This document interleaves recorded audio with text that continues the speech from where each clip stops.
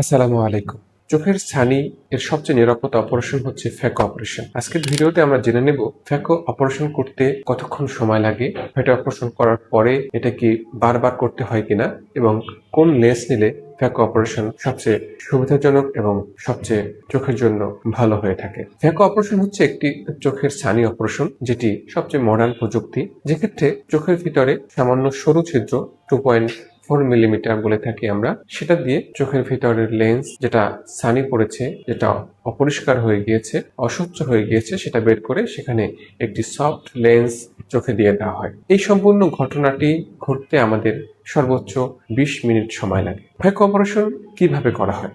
দুইভাবে phaco operation করা যায়। একটি হচ্ছে চোখে শুধুমাত্র ড্রপ ব্যবহার করে, অথবা চোখের পাশে ছোট একটি ইনজেকশনের মাধ্যমে চোখটি অবাস করে। মনে রাখতে হবে, কোনো ধরনের ফ্যাকো অপারেশনের পরে কিন্তু হসপিটালে ভর্তি থাকতে হয় না এবং এজন্য কোনো বিশেষ প্রস্তুতির প্রয়োজন নেই। অর্থাৎ না খেয়ে থাকা, এগুলো বন্ধ করা সেরকম কিছুই নেই। এক্ষেত্রে যেটা আমাদের আরো জানা জরুরি, কারো যদি ডায়াবেটিস থাকে তিনি অপারেশন করতে পারবেন কিনা। হ্যাঁ, ডায়াবেটিস রোগীদের জন্য সার্নি অপারেশন অত্যন্ত নিরাপদ, যদি ডায়াবেটিস নিয়ন্ত্রণে থাকে। প্রশ্ন আসে, আমার হাইপার টেনশন, আমি অপারেশন করতে পারবো কিনা? হ্যাঁ, আপনার যদি ব্লাড প্রেশার নিয়ন্ত্রণে থাকে তাহলে আপনি অপারেশন করতে পারবেন। নাম্বার 3, আমার হার্টের সমস্যা, আমি অপারেশন করতে পারবো কিনা? হ্যাঁ, আপনি অবশ্যই অপারেশন করতে পারবেন। এক্ষেত্রে কখনো কখনো আমরা বলে থাকি, হার্টের জন্য অনেকে যে রক্ত পাতলা করা ওষুধ খেয়ে থাকেন, একুস্প্রিন অথবা ক্লোপিডিগ্রেল, সেটা আমরা 5 থেকে 7 দিন বন্ধ করতে বলি।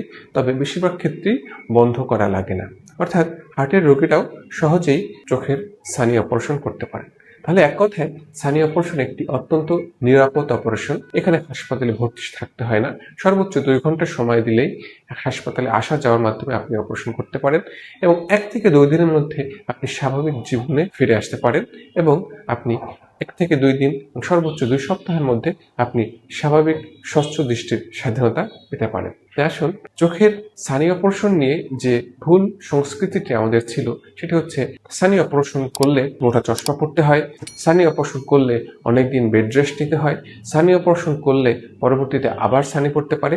এগুলো সবই আধুনিক যুগে আর সত্য নয়। এখন আপনি ছানি অপারেশন, ফ্যাকো অপারেশনের মাধ্যমে নরম থাকতেই অপারেশনটা করে নিতে হবে। আরেকটি ভুল ধারণা যেটি ছিল, সেটি হচ্ছে ছানি শক্ত হতে হবে, পেকে যেতে হবে। সেটিও কিন্তু এখন সত্য নয়, কারণ ছানি যত শক্ত হবে, পেকে যাবে, ছানি পরবর্তী জটিলতা হওয়ার সম্ভাবনা আরো বেড়ে যায়। তাই আসুন, সঠিক সময়ে চিকিৎসা নিন। ভালো থাকুন। আসসালামু আলাইকুম।